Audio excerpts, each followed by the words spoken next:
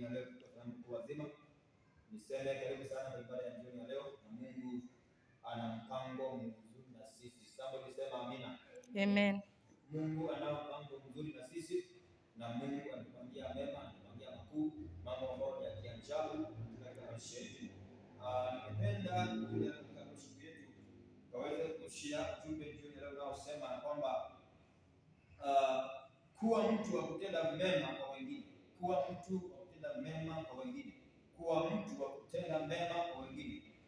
Kitabu cha Matendo ya Mitume, Acts of Apostles chapter 9, Matendo ya Mitume 9 mstari wake ni wa 39. Acts of Apostles chapter 9 verse 39, soma kwa uwezo wa Roho Mtakatifu. Petro akaondoka akafuatana nao. Alipofika wakampeleka juu orofani. Wajane wote wakasimama karibu naye wakilia na kumwonyesha zile kanzu na nguo alizozishona Dorcas wakati ule alipokuwa pamoja nao. Nataka nizungumze jioni ya leo juu ya kuwa mtu wa kutenda mema kwa wengine, kutendea wengine mema, ndio ujumbe wa jioni ya leo. Ninasema kwamba kuna mama mmoja aliyekuwa amejitolea, na huyu mama alikuwa anatengeneza manguo, anashona masweta, anachukua manguo anapelekea wajane. Wajane wanapopewa zile manguo wanasikia mzuri, wanaenjoy, wanasikia vizuri sana na wanafurahia. Lakini siku moja ikafika wakati huyu mama akaondoka, ama akaaga kwenye nyingine, ama akakufa. Na alipoondoka huyu mama akawa hakuna jambo lingine sasa, na wajane hawa wakaenda kumlilia mtumishi wa Mungu Petro. Biblia inasema kwamba walipoenda kumlilia mtumishi wa Mungu Petro akaandamana na wao mpaka akampeleka mahali walipompeleka, kwa nyumba ya juu orofani, na maandiko mahali alipokuwa ameweka huyu mama Dorcas. Alipofika pale mtumishi wa Mungu Petro aliweza kufanya ibada kwa yule mama, na yule mama Mungu akamrudisha uhai, akawa amerudi uhai, yaani akawa amefufuka jingine. Alipokuwa amekufa akafufuka tena.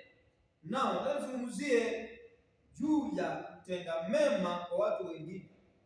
Huyu mama alijitolea kutendea wengine mema, na wewe siku ya leo unaweza kujifundisha ama ukakuwa na roho ama na spirit ile iliyokuwa ndani ya huyu mama Dorcas, aliyokuwa amejitolea kusaidia wajane na hata kuwapea manguo bila malipo. Leo hii kupata mama kama huyu ni ngumu, lakini Mungu kuna watu ambao ameweka kwenye roho zao, amewapea hiyo kitu ya kuwa na roho ya Dorcas. Kuna wao wako wanaweza kusaidia wengine, lakini Mungu akizungumza nasi kwa ujumbe wa leo anasema kwamba kuwa na moyo ama na roho iliyokuwa ndani ya Dorcas huyu wa Biblia.